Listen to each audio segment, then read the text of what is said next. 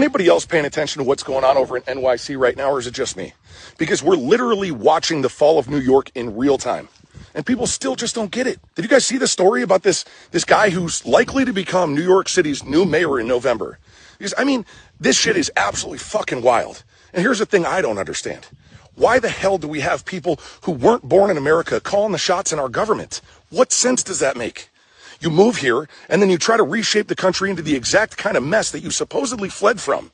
Bro, if your whole mission is to make America just like the place that you left, then stay the fuck where you came from. We're not going to sugarcoat this anymore. This is bullshit. This isn't about skin color. This isn't about racism. This is about preserving the foundation of a country that already has its own identity. It already has its own values. It already has its own culture.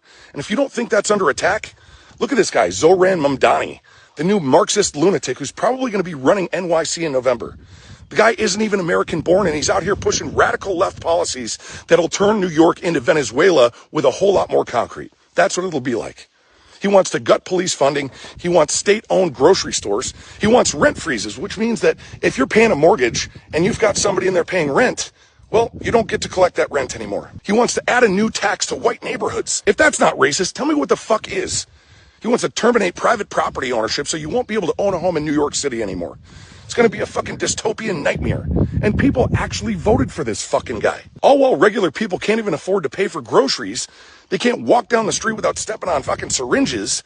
And they can't protect their families in public places like subways because the system has handcuffed the good guys. You think that's all by accident? It's not.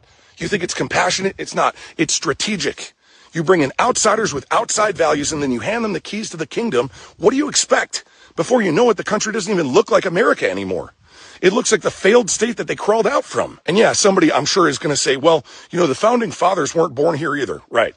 That was 250 years ago. Okay. Before we had a constitution, before we had our own culture, before we had fucking anything. And let me point something else out to the people who say that our ancestors were immigrants too.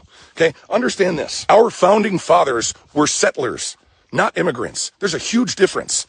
They created the foundation for everything that we have today. They didn't just land on Plymouth Rock and start demanding free shit.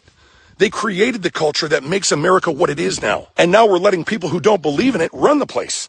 That's cultural suicide. So no, if you weren't born here and you don't fully believe in what this country stands for, you shouldn't be anywhere near our government, period.